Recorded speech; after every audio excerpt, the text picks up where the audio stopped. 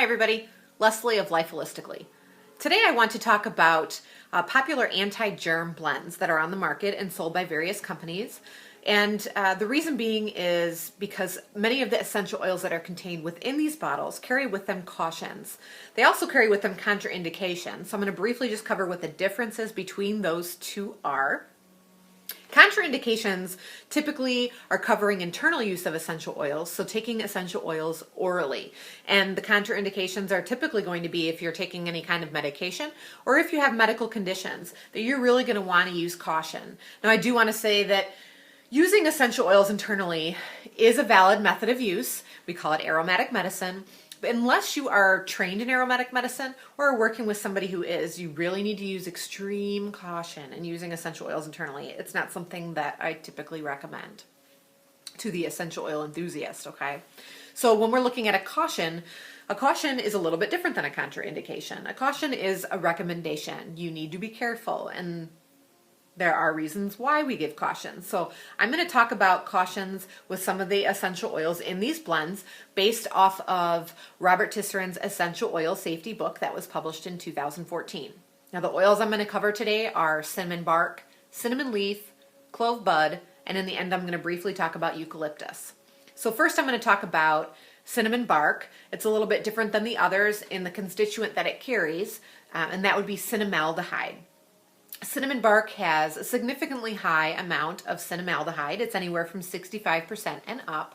And cinnamaldehyde carries with it a high risk of skin irritation and skin sensitization. Now, let's remember that skin sensitization is not a skin detox. It's not your basic skin irritation either. It is an immune response, and it is a more serious response. So in looking at cinnamaldehyde, we need to make sure we're applying this responsibly if we're going to apply it topically at all. Before I get too much further into that, I do want to state that this is not an essential oil that I typically even apply to myself topically. So we need to use extreme caution with it.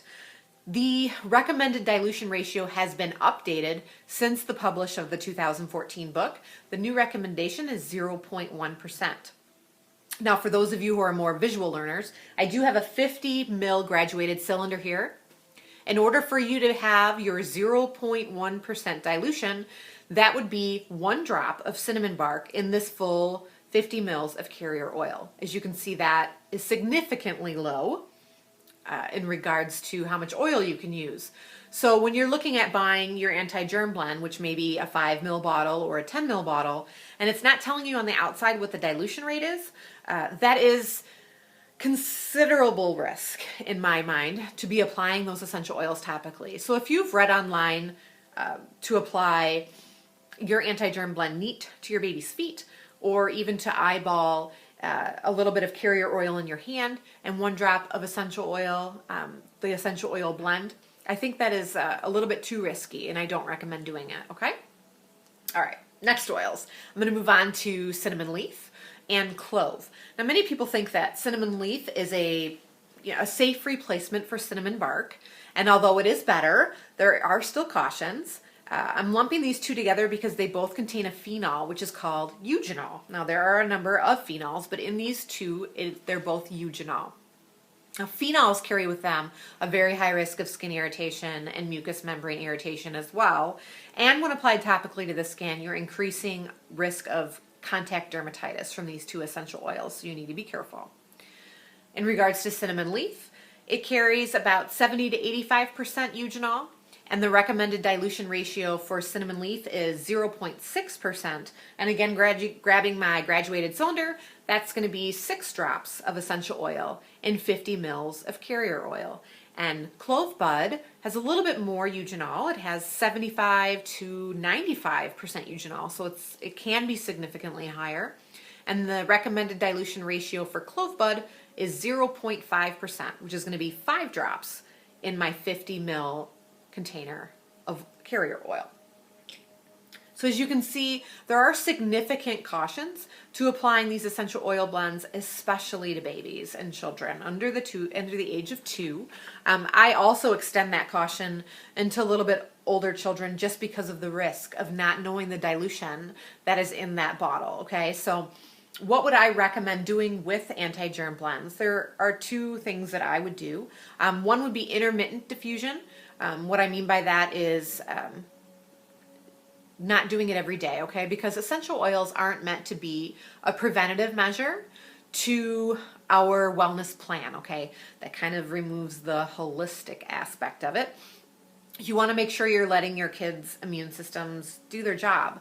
So if you're going into the school year or into flu season, that's a popular time when you'll start seeing more blogs and more recommendations for being aggressive with these oils. But because these oils are so aggressive, that's really not the method of use that I would recommend.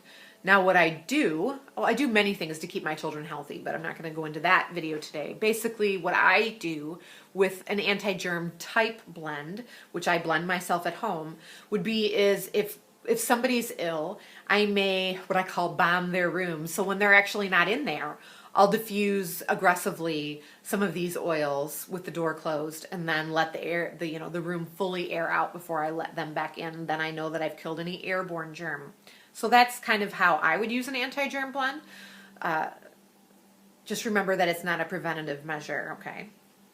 Lastly, I just want to briefly touch on eucalyptus to say that there are many misconceptions out there that you shouldn't be using eucalyptus at all under the age of 10.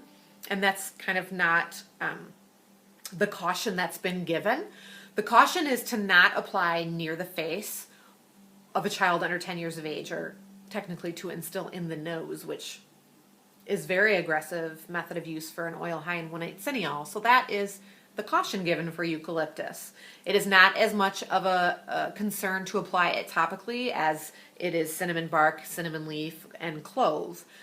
But they are all inside of these anti-germ blends. So it's important to know what you're looking at. It's important to know what you're dealing with. Safety is very important to me, and it's important that you know it as well. So I hope that you learned something from this video. Feel free to comment below if you have any other questions, and I'd be happy to help. Thanks. Have a good day.